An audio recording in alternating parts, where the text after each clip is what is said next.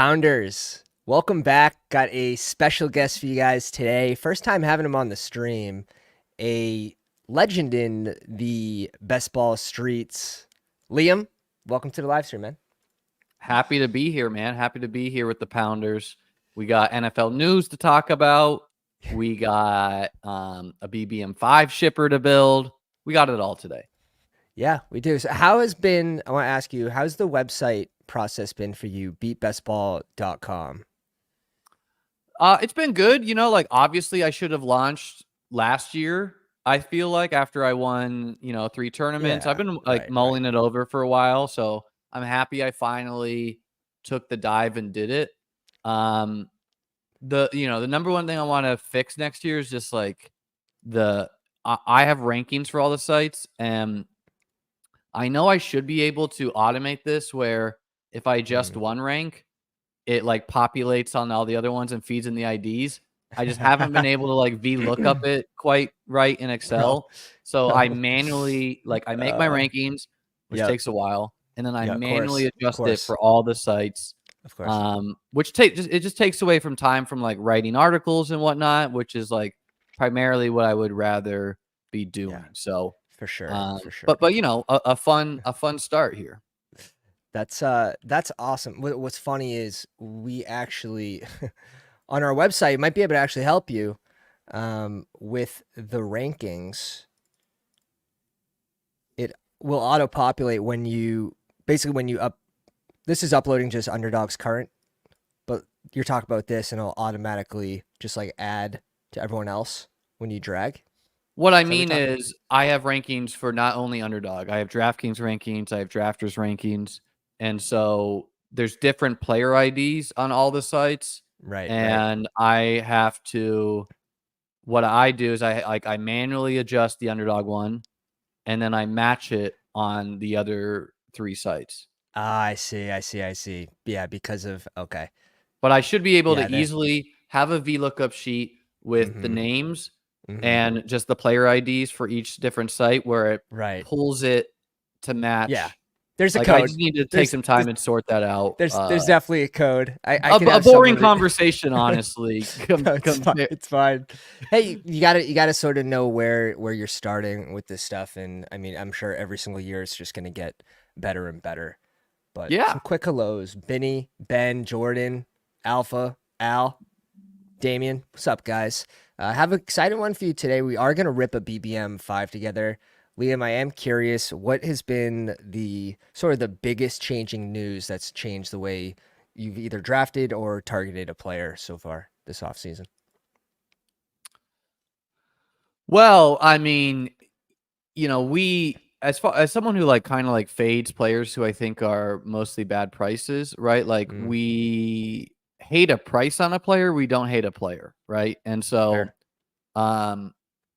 I have been just buying Jordan Addison in the 60s, I think was mispriced. Like I personally was going to have him at maybe 0 to 2% exposure, simply with the logic that he's a clear negative regression candidate, right? Like he had insane touchdown numbers last year, but just based on usage and he ran routes down the field with Kirk Cousins, who I believe is a good NFL passer. We're going to have a quarterback downgrade, unquestionably, no matter who it was. And now Addison can be had, depending where you draft. You can get him in the hundreds, depending how sharp your room is, because the casual drafter, they are fear is the number one dominator of what they think, and so they are afraid of catching the falling sword, right? And even when if the player has an ADP of 80 and it's there at 100, everyone's like, oh, someone must know something, right? Like that is something going through people's head, right? Yeah, so it's like psychology. There's some psych right? behind it. Like Underdog doesn't do Q and O tags, but I drafted on Drafters last night and CMC has a Q tag and he went pick 6. Oh, all right. So that makes sense. That makes sense with your tweet the other day. Then, and CeeDee Lamb's been going 103, right? So it's just people are afraid, and I'm just kind of trying to abuse the fear cycles and adjusting who I'm taking to take advantage of that. Right. Are you expecting him to miss 3 games? And are you worried at all about like when that happens for Addison? Or you want to what? I'm getting a 2-round discount. You didn't want to be at 0 to 2%. And now you're getting this maybe different combinations, getting a stronger receiver. And we don't care about 3 weeks that aren't the playoffs. Is that sort of the way you're seeing it? Well, it's twofold. One, for total points site, I don't care if he gets suspended 3 games at any point, right? Like, it's total points. I don't care if he gets suspended weeks 15 through 17. Right. So, when the next wide receivers off the board are Romeo Doubs, Cortland Sutton, right? Like, there's things to like in this group, but it is, it can be worrisome too, as far as like not the same ceiling outcomes. Mm-hmm. Number 2, reading Drew Davenport, who's a legal expert, right? Like, what I understood from reading his thread is he doesn't think it's likely he's suspended at all this year because it's his belief that he will postpone, like he can just like plead innocence and it will kick it into next year, basically. Now, interesting. The biggest question for him is, would the Vikings, this is already a lost season for the Vikings, in my opinion, especially now, injury, especially off the JJ injury. Yeah. And so, not to bury the lead, like JJ McCarthy out for the year officially. So this is a lost season. So in the Viking sense and in Addison's sense, they both would actually maybe prefer to get suspended this year. One, I think Addison gets paid more next year slightly, so he misses like less game checks in the total of his contract. And 2, they're not going to probably be good this year. They have a brutal schedule. So that makes Addison a worse pick, but also is going to lead to him being even cheaper. Like, he might be in the 120s now. And he is a worse pick on Underdog, where if he is suspended weeks 15 through 17, that's a disaster, not playing the fantasy playoffs. For sure. However, it's, maybe that's the same exact, that's probably around the same chance of him maybe not being suspended this year. Or do you think he has a higher likelihood of taking it now because he's making less money on his deal versus I think if the team just told him, hey, take your suspension this year, he would accept it. Now, if I was the NFL, I would make an example out of Addison because there's some Sammy Watkins corollaries here where, like, Sammy Watkins, what came out after him is like he was going to practice drunk. And I don't think Addison is that level of unprofessional, but Addison, this is the level that this guy does not get it. He, now he's hurt. Wow, look at this. A trusted source, a Vikings beat writer. Okay. Wow. Okay, so getting that discount now. I guess these guys just knew he's gonna get hurt. Liam's that good that he can just speak stuff into existence. Here you go, the 120 plus Addison on the way. I guess so maybe 100 Addison is now a negative CLV thing. But anyway, I would make an example. Addison, like, he had the reckless speeding charge for like a BS excuse about his dog, and then his teammate died to a drunk driver, and then he was found asleep at his car. Yeah. And then he shared he was drinking like later that night or something on like Instagram. Yeah, like he just basically he got drunk and fell asleep at his car, and like they found him there, like at an intersection or something, which is like levels of, and I don't know, but like the market's just decided that Rashee Rice, I think the video is incredibly damning of him, like legitimately endangering so many lives. Yeah, but it's bad. The market was like, oh, Rice. And now they're like, F it, Rice, let's go. Like, not getting suspended. Right. Which I don't really know if we have that clarity, but we've just decided that Rice is worth the risk and Addison is not. Yeah, it is definitely interesting. I think Jordan Addison, I'm on the same page with you that he was mispriced in the 60s. I was also around that 2% or under, and I've been scooping as he's fallen into 80s, 90s, and near 100. I don't think I've gotten to fall all the way to 100 yet, but now you probably will. Are you building Addison in like drafters for whatever reason is like kind of soft? Like, there's just less draft volume there. So like ADPs move a little bit slower, quicker, but nice. I don't know. Addison's ADPs there is 100. And that makes even less sense because it's a total points platform. Right. You know? Right. Yeah, you don't care when it happens if he does get suspended, so less risk.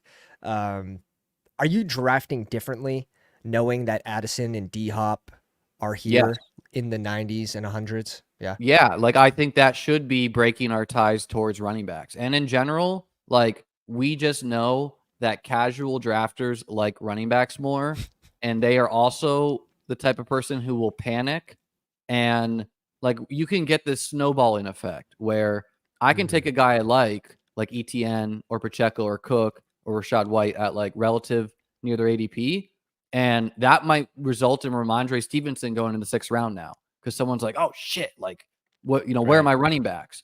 And so it's like you got that happening. You also can get Hopkins and Addison at pick 100, so you can have your cake and eat it too. So I'm definitely trying to build a little, like I built really 0 RB heavy to start the year, and now I'm trying to get a little bit more running back heavy, and I really feel like that should be the sharp news cycle that most people follow. Because like I don't know, best ball seems bigger than ever and softer than ever for like a multitude of reasons. And no matter what, every single year, the wide receivers just end up climbing. Like every single year when you get into BBM, even from the big board, you get those teams that are just easier, sort of not like go full on gritty style, but like there's so many values in those middle rounds and even middle late rounds at receiver that just all eventually get bumped up. Are you planning to max BBM? Yeah, so this is going to be number 115.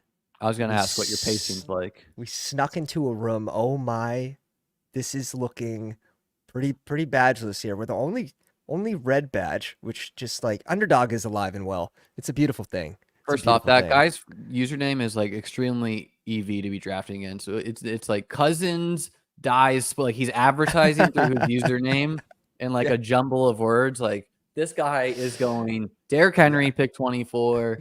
He's getting imagine he's looking for Zeke in the 6th round. Who have been some of your favorite values this year though? What are you seeing in the board here? Here. Let's pull up the exposures and let's go to BBM.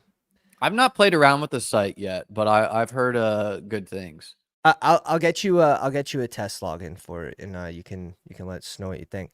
I've been hammering some Hunter Henry, Rashawn, Antonio Gibson. Like I'm a Pats guy, but like this isn't you are even Pats. the I see prices, that Pats helmet there. like no bias. I was gonna ask Block that out. No bias. You went to school in Mass, right? No, I grew up in New Hampshire. I grew up in New Hampshire. Okay. Yeah. Oh yeah, so you were surrounded, unfortunately. Let's talk about Roschon real quick because I think that I've been watching Hard Knocks and obviously parsing through preseason usage, and I'm AJ Brown here. Yeah, hell yeah. I need to catch up. I'm only getting him at 9, I've noticed, so. Yeah, I had Puka ranked there, but like I try to bake in what the market will give you, and if you take Puka there, you forgo the opportunity to get AJ Brown and Puka, which we will you will get that sometimes. Yeah. Especially like this room seems like we might get it. Like I just have a good feeling about. No, I think Monsieur will probably take it. We need the red tag back. The red tag's gone. So yeah. Now he goes to 13.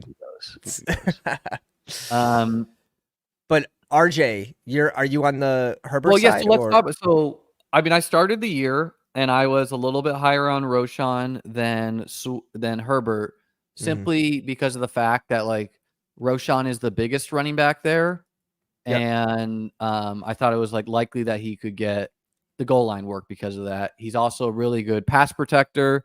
So like keeping Caleb Williams healthy is important. Marvin all day. Hell yeah, cool combo. We can even get that Hurts and Kyler stack sometimes. That's fun. But so I started the year with that, and I have a lot of Roschon.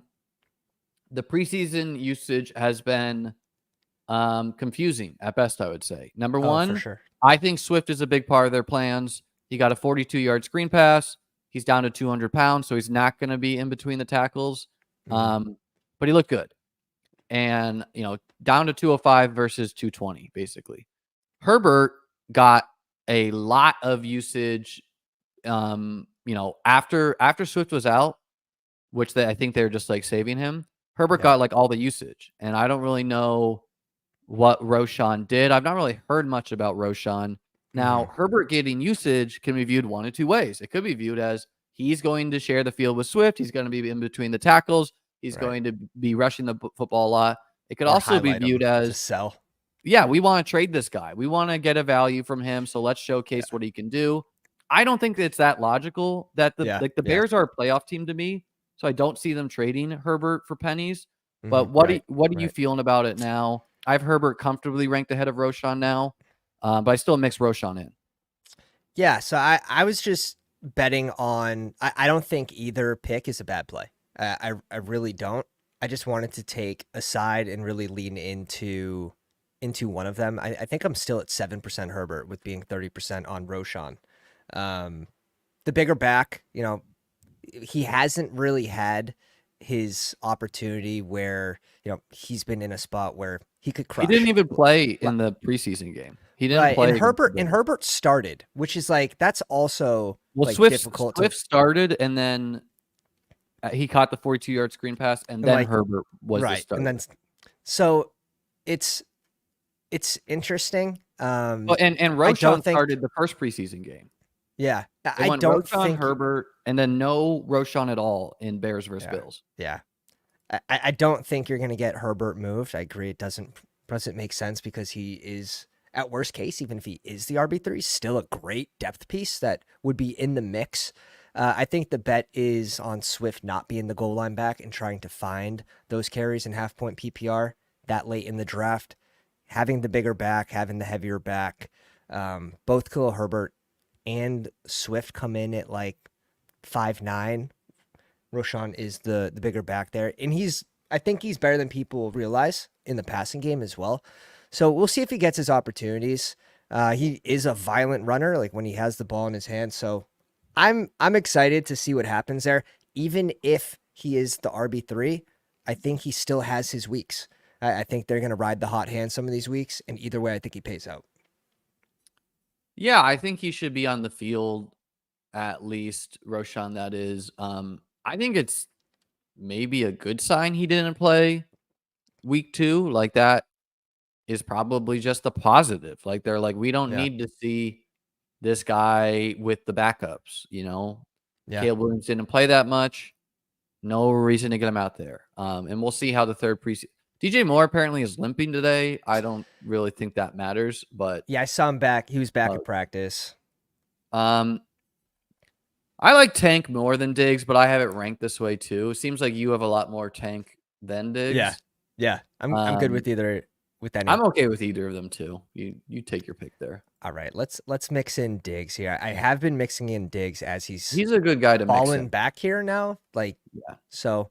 Now that they go like so close to each other, I almost feel guilty if I'm just still hammering Tank, where you were paying this 2-3 turn at the start of BBM for Diggs. Diggs open up there, and like I always thought Diggs' game would age rather gracefully, where he's not like a speed guy, he's a route runner. Yeah. He's gonna have some spikes, and like they all have contingent upside. They're probably all good picks, But if I had to only have one Texans receiver, I think it would be Tank. Yeah. Everyone's saying Addison. Considering price. Addison carted off. Carted off. Great timing. I go on this like, hey, Addison. I mean, maybe I'm saved. By the dip. Maybe I'm saved having a couple entrants left where I'm not going to have Addison on it. Dude, you're going to see Liam on the next, Buffalo Wild Wings commercial where the sprinklers come up. It's just Liam hitting the button. Like, boop. Yeah, well, maybe it's no coincidence that Addison decided to get carted off that day that Sam Darnold was the de facto starter. Yeah. Oh, God. It's not looking great in Minnesota. Does that change anything for you with JJ? A little more confidence in drafting him at 4. Where are you drafting JJ right now? I think JJ should go down. I think I'm mulling over putting him behind Bijan, and I think I will. Who I have, I think I might go like Bijan, then Jefferson, then AJ Brown. I think it's defensible to take guys like AJ Brown over Jefferson who have zero systemic risk. A lot of people are like copying. I think Zay makes sense. I think Hurts makes sense. I'm okay with both. We like Zay still, like Lamar will fall sometimes, and we have all the other quarterbacks on board. Hurts with AJ Brown, you can't go wrong with too. Lamar at 55 in this room is probably going to be tough. Happens sometimes. Man. I'm okay with either. Let's run it. Let's run it because we still have Kyler. Yeah, well, that's what I'm saying. We got Kyler, we got Stroud, we got like we have all the backups. Let's go for that 1% outcome. And Hurts will even be there. Like there will be some 5th round Hurts teams in BBM5.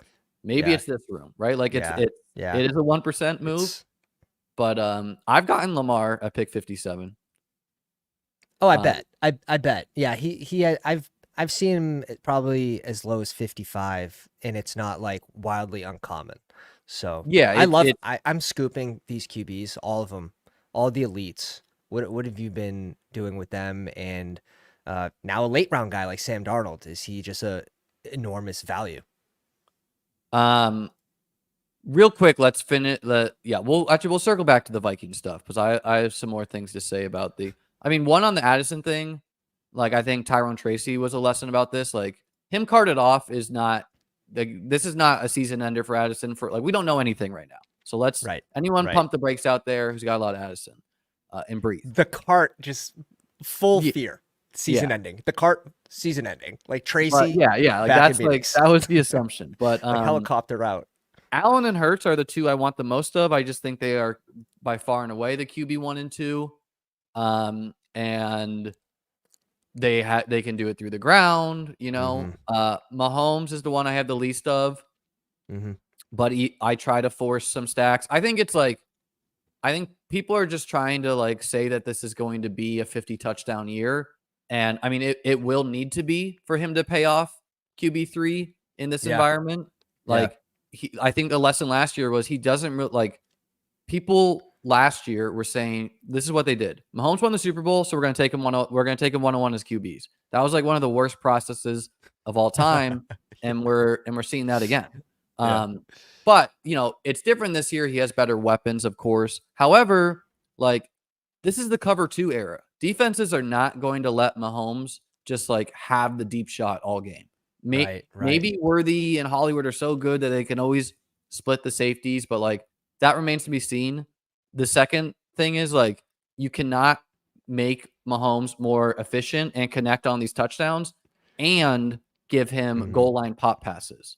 If he's going to be throwing for longer touchdowns, he's inherently not getting the scam touch much. Lamar's in the running, by the way.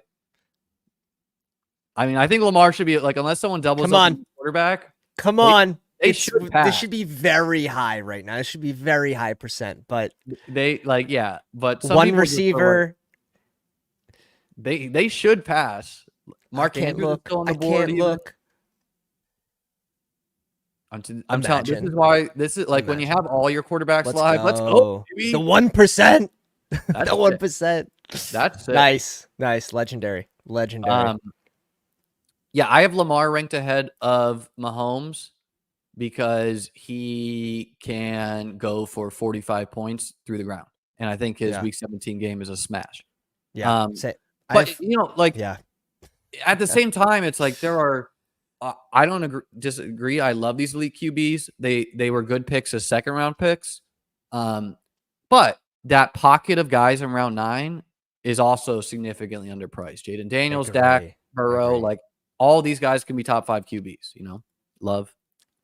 Yeah, for sure. I've found myself getting less of them due to, and one I know I have to make an adjustment on is Jordan Love. And just because I don't love the read price. So I feel like I'm missing out on the Love stacks. And that's something I have to do with my last, 34 BBMs is backstack Love more and just sort of, there's so many pieces you can grab that are worth it. What are some of your favorite Green Bay back stacks? Are you a Musgrave guy? Wicks guy? Oh yeah, I always thought this talk about Kraft is like, okay, Kraft might play, but I think Musgrave is clearly the one there. Almost had some big games. I like Reed and Watson the best, and Dobbs I begrudgingly take. I'm trying to get more of him. I don't have a lot. And then Wicks is just like a mix-in type guy. Constant good news about Dobbs, and then it's coming from Love's mouth. It's coming from the coach's mouth. You're seeing it. He's on the field getting all the reps. Like, he's going to be a high snap count guy this year. All right, so we have such a fire start, especially with us getting Lamar here. Like, I don't know. I'm not really a Keenan guy. Like, Same. I would take Rome over him. I would also. So I think Rome or Pitts is the pick for me personally. Let's go Pitts. Okay. I'm fine with that. I like it. I like the stance on Pitts. Playing with Cousins just targets the tight ends at a insane clip. It's like 28%. It's pretty insane. Are you drafting more Pitts or London this year? Pitts, unquestionably, right? Like, just I get it with London, right? Like, it's just like target share. What if he's JJ-esque for Kirk Cousins? But I don't know, man. It's just kind of a tough sell too at the 1-2 turn. And Pitt's price has not moved. So, it's not great that he had that injury last year that we really don't have great info on. But at the same time, it's not hard to envision him being tight end 1. So it's true. No, it's wildly true. It's just not logical for Pitts to be in the 6th round, who like probably will be within a point or two of target share with Drake. People are hurt from last year, and you can tell. It is the bias, yes. You can tell. Like, people are now afraid to be a Kyle Pitts slappy, and I'm over here like, man, like, this guy can honestly finish as tight end 1. It's in the realm of possibilities. Kittle, I think, little higher chance if Ayuk left, but I don't think that's happening. But I don't think so either. Like, he's trying to get a deal done with San Fran. Yeah, I've never thought that Ayuk will be traded. I've just been hounding that dip. I do think Lamar and Pitts are both a little bit better in best ball, where they both have elite single game ceilings, but they also have lower floors than their peers. Yeah. At least that's what we've seen so far. Like, that could change. I don't see it changing for Lamar ever, but Pitts it could. So in like 20-round formats, I kind of, even though I pay the price, I generally go 3 with them. So like Pitts plus 2 others, or Lamar plus 2 others. But like Josh Allen or Hurts, I'm never going 3 QB ever. Okay. Because they just have a much higher floor. Got it. Unless, like if I go Lamar and like, Jordan Love, that's a 2. But Lamar plus Daniel Jones plus Bo Nix or whatever. Yeah. It's really about what you're spending at the position, right? So I think that makes a ton of sense. I actually would have been interested in Kamara there, 81. I would have too, but let's do Keon Coleman. I just think it's like a clear tier break at wide receiver after him. It doesn't feel great that, like, I really think Shakir and Samuel are both live to be wide receiver 1 in Buffalo. But I think Coleman should be the leader for touchdown catches. And on a half-point site, that is what we want. Yeah. Shakir and Samuel are not big guys. It's like Kincaid and him should just be the overwhelming favorites for touchdowns caught, unless Josh is throwing for like 40-yard bombs to Shakir all game. And people are just begging for news to come out of Buffalo. They'll take anything. They'll take any highlight. They'll take anything from a beat reporter, because Keon Coleman's sort of been like this. He started pretty high. He gets the dip. Like, one positive thing about him, he's shooting up. People are bringing him up to the 6th. And now it's like, okay, news kind of fades out and he's starting to drop again. I wouldn't be surprised if you get a good amount. What do you project Keon Coleman for touchdowns? 7, 6? Yeah, I mean, honestly, I think he should be in the 6 to 10 range, right?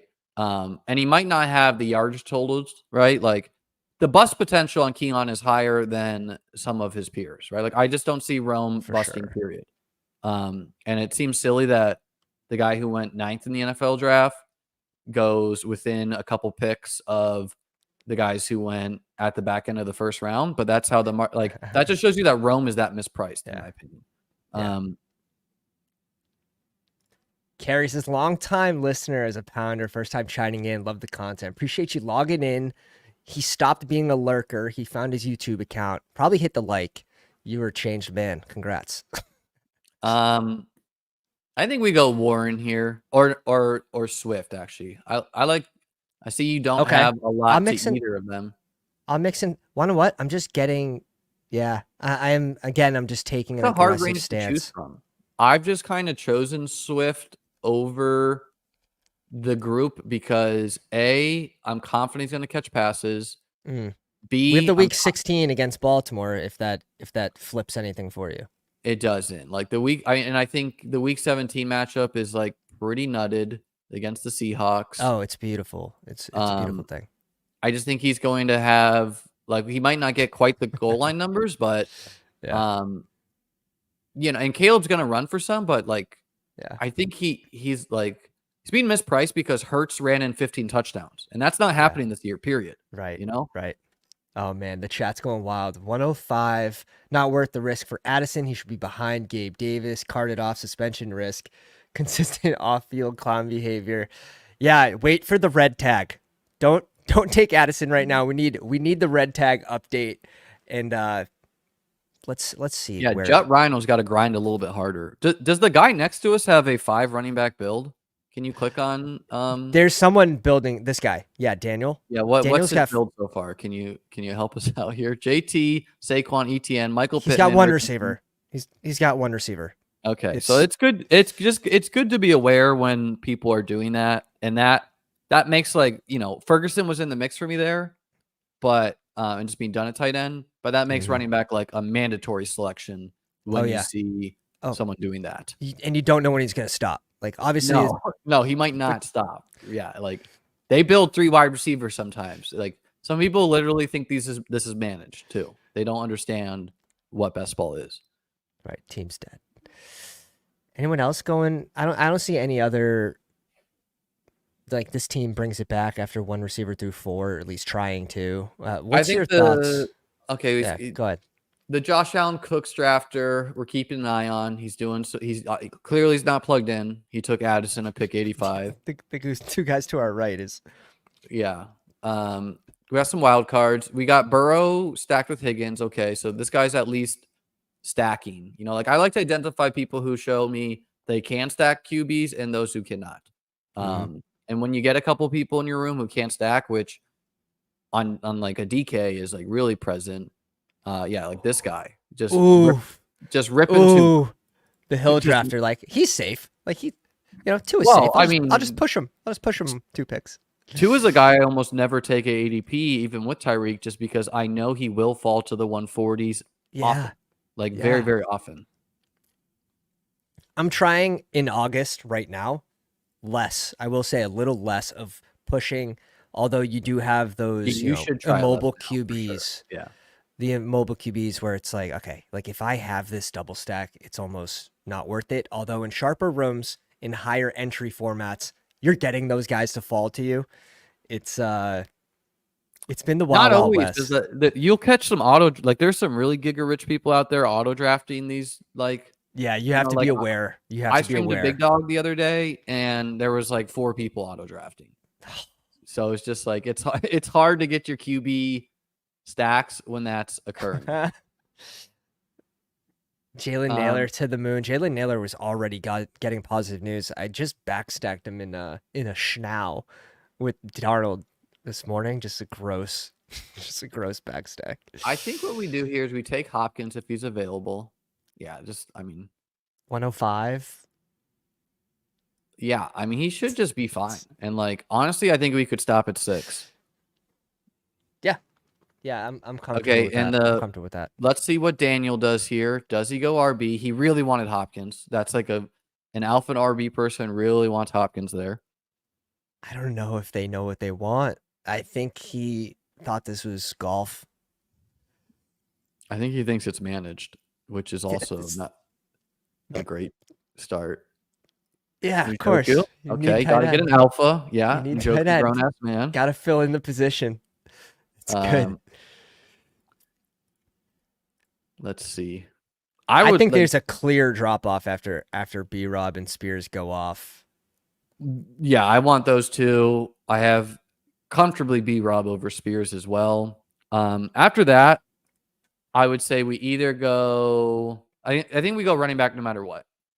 Yeah. Actually, I think we go Bowers and be done, but like because we can build this as a 2-8-6-2, the reverse 2-6-8-2, which is, like we simply don't need the other wide receiver production. Like, what's our bye weeks look like at wideout? 2 14s, and after that it's spread 2 5s. Yeah, so we're fine. And even if Hopkins is not playing until week 3, we don't care. He'll cover our week 14 buys at a minimum. Right. Let's see. What does Daniel do here? I think we're going to end up with a luxury pick where I think wide receiver might add the most points to this team, but we'll see. We have elite QB.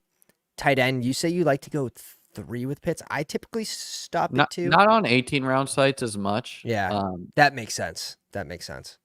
But yeah, I will sometimes. I mean, yeah, I see the crazy fall on Bowers. I think Robinson is the responsible selection in this room. 129, 136. Can we make this work? I mean, we can make it work and go Chandler and Dobbins and lean into Dobbins RB2 I'm okay with either pick. I think Robinson's responsible. Bowers is fun. Your choice. Let's go, B-Rob. Let's get this team to the playoffs. We got this sick late Lamar, Flowers, Diggs stack. Let's get this team to the playoffs. And Robinson correlates with Pitts, gets you some week 17 correlation. Yeah. And just when you see a guy who's taken 7 running backs, what that inherently is going to do is other people building like us are going to pull up the running backs. We just kind of have to. You have to. Unless you're not paying attention. We saw Singletary go pick 102 in this draft. So it's to get a ADP value on a player who we both like is kind of a rarity when people are doing what this Daniel guy did. What do you think about the news that, and I'm curious, on Eckler being a co-starter with B-Rob? Is this respect for the veteran, or what are you making of that? I mean, that's not news to me, right? I just think B-Rob is the overwhelmingly favorite to score touchdowns there. Is it possible that Eckler was that hampered by the ankle and that he pushes it together? Sure, right? It's possible. Mm-hmm. I'm just not really betting on it, and I'm not afraid to fade it. I will take Eckler occasionally. I pick 130, pick 140, but that's basically what I'm doing with. I'll mix him in. I've noticed I mix him in more when I have Jaden Daniels, and when he falls. But yeah, I'm okay fading that. He's a fine, kind of boring running back to hope you get some points from. He's not right. He's not too far from being a Zeke level pick. But it's okay. I don't know. If Eckler buries me 17 weeks down the season, good job, man. Yeah, you did it. That's I won't be mad with that one either. Yeah, right. Okay, sure. You did it. Should have known. I should have known. Well, that's how I just kind of approach the aging guys, lose a step, not a good situation, right? Rushing quarterback. Yeah. Going to B-Rob, scramble. rising star and B-Rob. Yeah, it's tough. It's not like the O-lines. It's not like the O-line's going to be elite either, that we're expecting some sort of no, the O-line's actually Dallas, supposed to be actively Zeke bad. Pollard. Yeah. I prefer I don't know. And if you're going to take these guys you don't like, I kind of preferred in total points formats like the marathon or something, because they're old, and so they're unlikely to pay off week 17 anyways. And Makes if they a lot of have sense. 5 week, like if they Mostert you, now you can win the contest, Right. Well, even just with that, like you're getting maybe the majority of your points in the first half of the season. Yeah. And, they're starting a little quicker than the rookies, so they should be bumped up a little bit. I do think Eckler makes some sense on this team simply because Benson is falling with B-Rob. Okay, well, I mean it does, yeah. Like it's not like a deal breaker. I am still drafting Benson, but the market is like totally out. He looked bad in the preseason game. I don't know if that should be the end all be all of it, but I don't know. How do you feel? He goes Eckler. You know what? I've only been buying Benson post him going behind Singletary. If you want to go one more wideout, I think we go Polk. Ooh, spice. Quarterback. We should probably double tap RB here. We can find a wide receiver value we like. Okay, let's try to go like Benson and Charbonnet. Zeke is fine too. Choose your running backs. Let's bring in Dust, and then maybe we bring in. I saw something about Zach Charbonnet had like tightness or something today. They don't know what's going on. I'm not really gonna lean too much into that, but yeah, I probably will have Benson ranked behind both of these guys. Ty Chandler looked great in that preseason game. Yeah, I mean, we know what Ty Chandler can and can't do. He's like explosive. It remains to be seen how much he'll play with Aaron Jones. Again, the schedule is brutal for them. Ooh. I don't know. Benson does go. I don't know. I'm just buying the dip on Benson. I know his ADP is going down, but and maybe this was a good spot to bring him in. But I do think Zeke's a good guy to mix in. Like I have Dowdle ranked ahead, but Zeke is fine to simply hope we're wrong. Yeah. Bindle's in the house as 2K. Yeah, we'll drop the promo finally. 42 minutes into the stream. Drop a like on the live stream. Give Liam a follow. You guys are probably all following him already, but if you're not, if you're one person out there, YouTube description for his links. Also, check out beatbestball.com. We're on the way for a 24-hour live stream at 2K subs. What's the QB tab look like? Chandler out of thin air. Good for him. So, do we think Kirk will be there on the wraparound? Yeah, I like to push Kirk, especially if this room devalued Lamar. We can find similar value to Charbonnet. So I'd be okay with Kirk, but I'm okay with Charbonnet too. Let's push it on Kirk.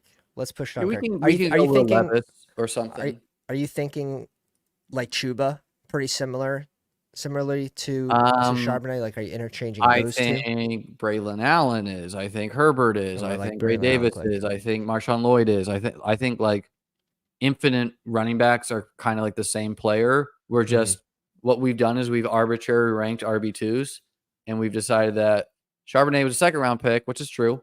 So he'll go here. And then we've decided the Atlanta backup will go here because of a comment.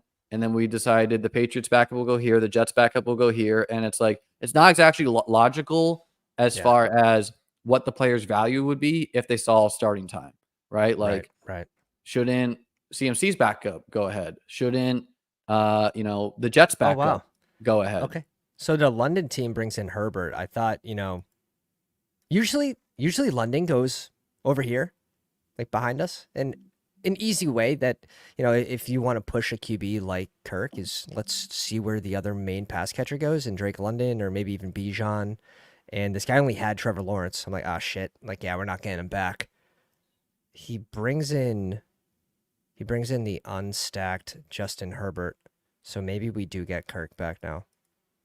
Yeah, he's a guy that falls often, He's a little bit uncomfortable because I do think the risk that he's benched is a little bit higher than people are thinking. Just because anytime you draft a quarterback at 8th overall and your starting quarterback is old and coming off an Achilles injuries, like you could be benched. Don't like that pick. Yes. Okay. Okay, low advance rate CMC. Elijah Mitchell going to push him into week 17. There it is. Or CMC gets, I don't know. That's and Jordan Mason both break their leg, and then Elijah Mitchell splits with Debo. Is giving you some points. I don't know. I'm done drafting Mitchell until reporting changes. Doesn't seem like he's the RB2 there. But I don't know. Everyone's like banged up. Isaac Rendo's banged up. Yeah. Mitchell's banged up. And some teams just value like availability, you know? Yeah, we've pulled them into, I want to say, the 16th round now. Oh my God. Is this the Bijan team? Not even. Not even. What's tight end look like? Okay. We could go Rodgers and Conklin. I like that. We could go just Jaleel or Marshawn Lloyd too. I'm okay with either of those. Let's bring in Rodgers for the back stack. I think another interesting. Yeah, I'm trying to bring in more Bo Nix, but again, I'm not going to be doing it with Lamar and 2 QB builds. Man, I'm going to try some super late QB stuff, maybe with like a Bo Nix, Sam Darnold, some gross stuff, just strict value at QB. The year I won BBM2, I got like 6th place in the puppy, and it was a 4 QB team with Roethlisberger, Goff. And Roethlisberger was probably ass that year when he was going late, and he seemed like a good click, and he just it was like Mac Jones and Zach Wilson. And so like I build like that on Underdog sometimes, where you can always get a starting quarterback around 16, 17 or 15, 16, 17, 18. And so like you just win the flex, win tight end. Yeah, you try to win every position, like running back, wide out, tight end, and then give me 4. Tobrico's at 158 in this draft. Must have known you were live with us.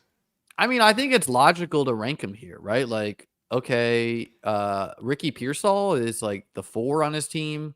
Douglas is maybe the 2, maybe the 1, maybe the 3. Michael Wilson is probably the 3 in Arizona. So, like, shouldn't the maybe 3 be going on the Cowboys hire? Yeah, I think we just take Conklin here.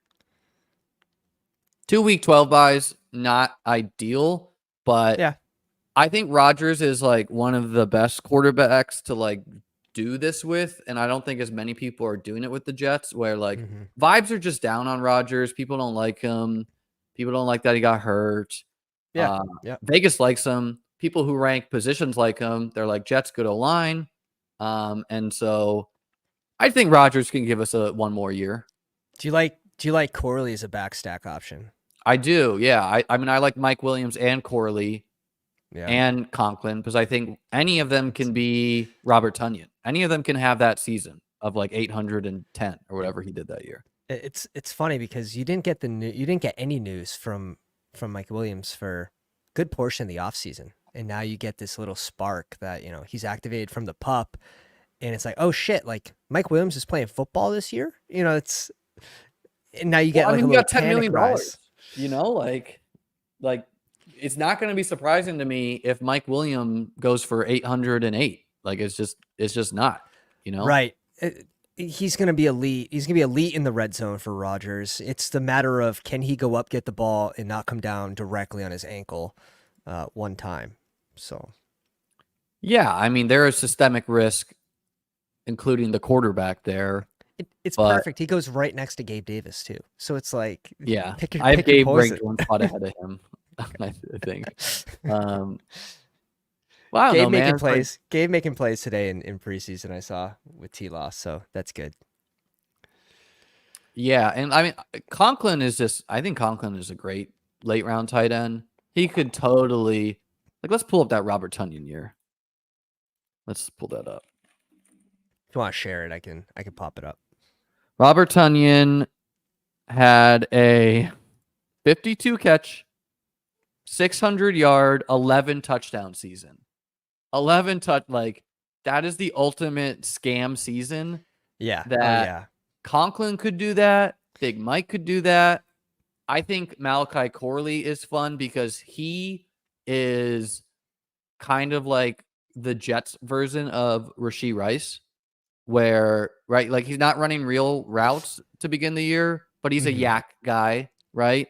Sam Darnold goes. Dude, I'm gonna have to adjust the ranks. Yeah, this is why I'll rank Darnold, but untakeable if you don't have Jefferson or Addison. And now maybe we shouldn't be drafting Addison to be determined there. Maybe the Hawkinson Naylor backstack with Sam Darnold. I'm not taking Naylor at all unless Addison is hurt. Ooh, little Michael Wilson 2-round value. Yeah, I mean I like him already as a bet. That's just. I mean, even if we get a down week from Marv, maybe we get Marv pushed into week 17 with the Michael Wilson spike. Okay, we sold it too hard. What's the running back tab look like? I think Bucky's fine. Let's take Bucky because everyone's being pulled up. Braylon Allen. I think he's a great pick in this draft in particular, right? Like him versus Braylon Allen, not a huge difference to me. I think Braylon has a higher ceiling, but they're both backups. Irving looked good in the preseason. Allen looked good in the preseason. Bucky does look better in play than he did testing. I will say. Yeah, he tested poorly, but he looks decent. How many picks do we have left? 3? Yeah, 3 picks. What do you want to do with them? We're sitting with a 2-5-6-2. I would say we could go 1 RB, 1 receiver, 1 tight end, or we can. I think that's logical. Yeah. 2 RBs. I'm okay eating the 0 week 12 at tight end if you are. If you wanted to stop at 2, but we'd be going 2 RBs and 1 receiver instead. I'm okay with any. Does this team need 7? I do like Jordan Mason here. For sure, yes. He's like by far and away a better click than most of these names. I also think Jalen McMillan should be our click if not. Yeah, McMillan. I'm still or Wandale. Actually, Wandale. I mean, Robinson gives us some correlation, but yeah, let's just take Mason. This room is like the training camp slappy room. It's, this is. I think Yoshi Voss is a good pick. Naylor.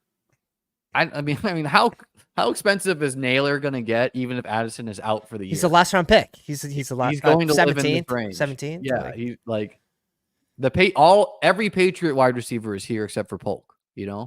Like it's not like there's not projected pops off too. Every Broncos wide receiver is here except for Cortland Sutton. Like it's not like who are you clicking from the Broncos if it's not Sutton?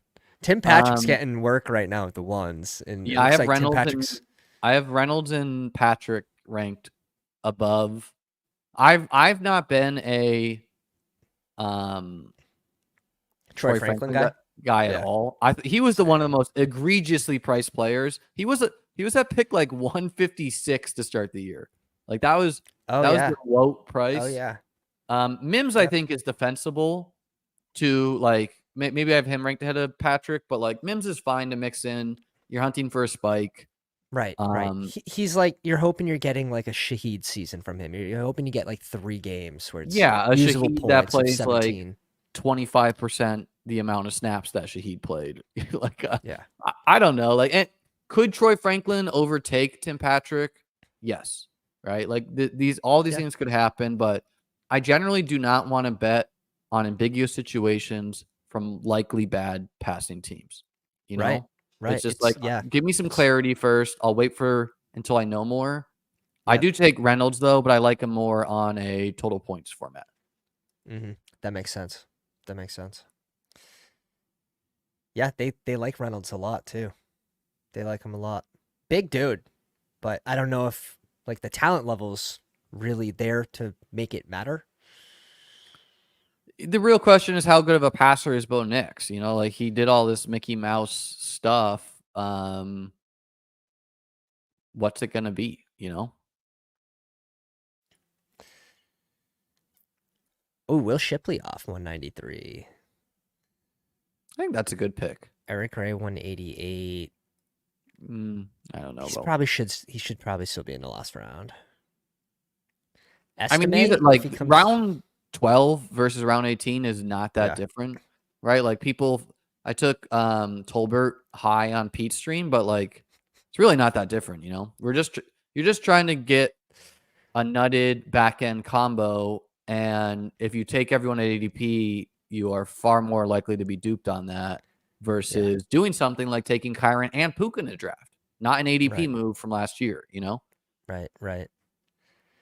Any speculation on what the Addison injury is going to be? No, we're not going to just wildly speculate on something. No, it could be a broken leg, brother. It could be a broken ankle, right? It could be a sprained toe. It could be he got the flu. Like, I don't know, you know? Like, it could be he got the flu. Yeah, like, I don't know, you know?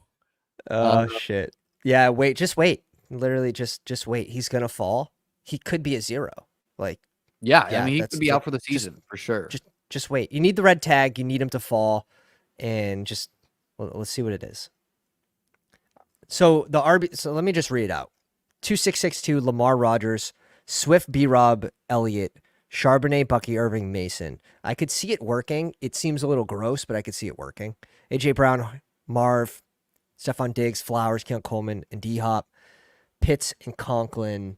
I do think that this room is just overall maybe a little weaker. So I think we can sort of do whatever we think is the best for the playoffs. I think we should definitely get another running back on this team, and then let's figure it out. Let's look here. He has 0 risk, you know, like being a 0 at. If I don't mean 0 risk, he has being a 0 as his risk, so I'm okay with Estime. Or we could work into a little goal line. I'm okay with Keaton. Do Keaton Mitchell with Lamar. Do Keaton Mitchell for sure. We know we're not getting the production to start the year, but it's the limits. We should still get Keaton Mitchell. We got Burton as our last guy. I'm cool with it. Well, you know what? This is gonna be end of season anyways. Yeah. Like, it's gonna be Yoshi to start, and you're hoping that Burton comes along like a slower Rushy Rice. That's sort of the way I'm seeing it. Obviously, the limits have gotten me a couple times. It's so annoing, man. It's because I was doing the 15-second the 15-second schnauzers. Yeah. No, I think Mitchell's a really good pick because, I mean, he was overtaking Justice Hill last year. Mm-hmm. Yeah. Does he play the season? I don't know, honestly. But what I do know is he got hurt like 20 days after Jonathan Brooks. So shouldn't be a death blow, you know? I don't think like Justice Hill is very easy to usurp. Derrick Henry has a lot of tread on the tires. Mitchell was outright explosive. So we know he has big game ability. I like it. I've been mixing them in, and I think that is sharp thinking too. If we're expecting maybe a Derrick Henry, wheels kind of falling off the wagon towards the end of the season based on usage. So correlated with Lamar too it's fun. Yeah, I think he's fun. Look, does he have 0 potential? Sure, but so does everyone in the 18th round. Yeah. Estimate you're hoping you get a goal line roll, but will Denver be on the goal line? That's what I'm saying. Like, estimate you're hoping he falls the end zone 3 times. Keaton Mitchell can touch the ball once and go 60 and a touchdown, you know? And Rasheen Ali definitely muddies the water there where it's like, what if he's just good? You know? I've mixed him a little bit, not as of late, but yeah. Like Madison and Roshan have the highest not being a 0 in their range, but I think we go Mitchell because just the trio of Swift, B-Rob, and Zeke, we're getting points the first month of the season at least from, you know? Yeah. We shouldn't fall too far behind if that's the case. And then if we lose by 7 points, and even then, are you guaranteed 7 points from a tight end on week 12? I mean, Pitts and Conklin should outscore Juwan plus Hunter Henry plus any other tight, our 2 tight end combo with the 0 should outscore a lot of 3 tight end combos. Like this guy who went Juwan and Kobe and maybe doesn't even have another tight end, right? Like we're beating teams at tight end in this room. Danny Dimes. God. Sam Darnold, now a 15th round click, but you can get Daniel Jones for free in the 18th. They both have bench risk. I think Darnold's bench risk is significant. Other people don't agree there. I just think like the Vikings could easily be 0-8 to start the year. They could be 1-7. They could be 1-6. And it's fine and dandy for people to say, well, they're going to play for the first overall pick, but owners like to fill the stands and they're not going to be going to the games if Darnold is ass. And coaches they don't like to play guys who have lost the locker room. And so I could see a lot happening there. Trey Lance could end up a Viking. Mac Jones could end up a Viking. The loser of Justin Fields versus Russell Wilson could end up a Viking. Darnold's going to get the start of the year, and maybe he's good. Like, maybe he can be a Baker or Geno, right? Like, that's not a high standard. But he's probably not good. Where are you at with Trey Sermon? Looked like before the injury, he was going to be the number 2 there. Are you still going to mix him in at all at the 18th? You just kind of ignoring that situation because of A-Rich, JT, and then uncertainty? How I started the year is I drafted Evan Hull, like a lot. Yeah. Because I was like, Sermon's not good. Tyler Goodson is whatever. And, even in the face of the reporting, which was like, oh, Sermon is the 2, right? Because it was my belief that Evan Hull was a rookie last year, got hurt in the first game, did not play, and you don't simply place that guy as the RB2 to start the year. You let that guy earn it in camp or in the preseason, right? Right. Scored a touchdown in the preseason, so that's good for Hull. Was the RB3 in the game. That's not good. So I don't think we've gotten clarity on the Sermon injury. I had moved Sermon as the RB2 and started to draft him some, but I've cooled off a little bit with the hamstring injury because even just like watching the training camp videos of like him doing the running back drills, he still looks slow, man. He still looks like not agile and not great. Dude, this is Sermon's time of year to shine. Like seems like he does it every single year, no matter what team he's on. And then it just fizzles and you're left with, 4% Sermon. I was getting a little worried at the end, just like kind of like, okay, I got to get my 2-3%, as Corinne says, the comfort blanket on Sermon. And then the injury came, and that, who knows, maybe it ends up saving you at the end of the day. But it's the 18th round. I do like the Keaton Mitchell correlated with Lamar. I like what we did there. We definitely need stuff to break right at running back, but we're very strong at receiver, elite at tight end, in my opinion, and, Lamar and Rodgers. I mean, like, if this was a managed league and I got a best ball, this wide receiver group, and just have Swift and B-Rob be my only running backs, like, I would be plus Lamar plus Pitts, like, I would be happy with that. I'd be like, great, I built a good team, right? So I think we built a good team. We need a couple of these running backs to break out, and that would be good. But I think we have a team that could win BBM5 here. We got probably the number 1 most coveted game in Ravens Texans week 17, plus a unique Lamar, which you just cannot plan for Lamar in the 5th. The 10-pick slide on Lamar stacked with Zay Flowers, bring back with Diggs is really, really sick. And it's very rare for Flowers to be stacked with Lamar. He is stacked with Mark Andrews at probably 20 times more often, literally 20 times more often in drafts. It's the ultimate leverage. Yeah. It's insane leverage, right? I have forced that stack. Yeah. But I've done it by taking Lamar in the 4th. Right. We also got Diggs on this team. Yeah, so it'll be a very different team because I'm making some Lamar teams where it's like Nico will pull up to 15 or Nico to 16, whatever in this case, and then going Zay and Lamar, and you're just ending up with obviously a weaker team when you get Lamar to fall 10 picks, you get him in the 5th, but different variation that it could be just it's really not the ultimate leverage team. I really don't think the bet of Jaden Reed is that different from Stephon Diggs or whatever. If we had gone Lamar, Flowers, Jaden Reed versus what we did, that's spicy. It's not like or change the name, Keaton Allen, whatever, right? Like, I really don't think the wide receivers in that round are like wildly different from the 2-3, but it certainly feels better when you get uniqueness that you cannot plan for. Mm-hmm. Yeah, 2-7-7-2. It's definitely a fun one. You could stop at 6 and be like, hey, we're drafting like we're right, like we're gonna hit on these guys. We add a little upseason, like what if low owned Keaton Mitchell correlated. It's fun. This team turned out really, really fun.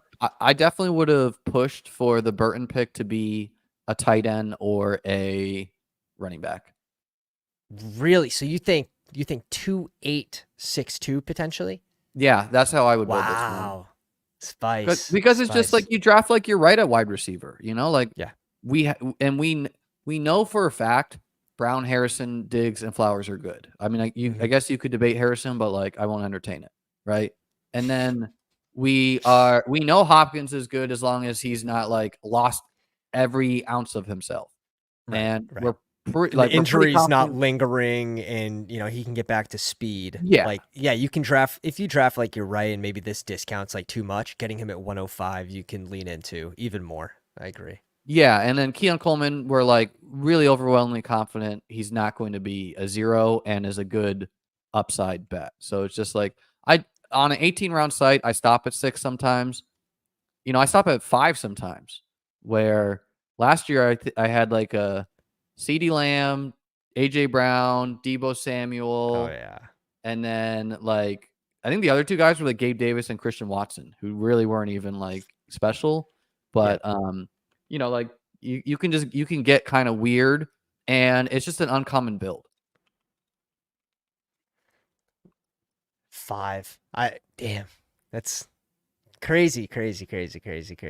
Again, it's all about like balance, leaning into your takes and drafting like you're right here. And we get a little week 17 stack with Conklin and the Keon Coleman bring back. So we do get 2 week 17 game options too. So pretty fun. This turned out to be just as I expected with you coming on. Something crazy happening with Lamar. Yeah, it was fun, man. We had the weird running back drafter. We got the Lamar. Here's a team I drafted last night, and it's a 2-8-6-2, which is a build I like mix in, right? So it's Dak and Jaden Daniels. Nice. The wide receivers are CeeDee Lamb, Ayuk, Devonta Smith, Terry McLaurin, Hollywood Brown in the 70s, and Christian Watson in the 70s. Okay. So 6 wide receivers were done. Kincaid and Likely. So a swing at an elite and a cheap guy at upside. Yeah. And then we had to go 8 running back because it's not a good group, right? It's Blake Corum, Rico Dowdle, Zach Charbonnet, Tyler Algier, Chuba Hubbard, Tyrone Tracy before the injury, Will Shipley, Kendre Miller. Or this was 2 days ago. And it's like, look, is it comfortable? No, but if I'm nutting at QB, tight end, wideout, I can, as long as I get like couple points over the season and then just get lucky in the playoffs. That's a fun one. I would probably shaved off Kendre for another receiver like a Tolbert, someone that could have been a late, maybe just maybe like more like a floor type. I think I tried for Tolbert and he went, and I was just like, all right, fine. You guys are making me do this. Yeah. That's solid. Let me let my cat out of the office real quick. Yeah, of course. Liam, one of the legends, he tells us to push Lamar, and I love pushing teams, but even I thought that was absolutely crazy. And it in the badges room gives us the Lamar 10 picks after ADP to pair with Flowers Diggs. It's too sick. It's too sick. But if you guys aren't already, it is sick, and it was logical with our group because we had AJ Brown, Marvin, Diggs, and Flowers. So it was like we could not miss at QB, right? Like we could have taken Kyler. Right. We could.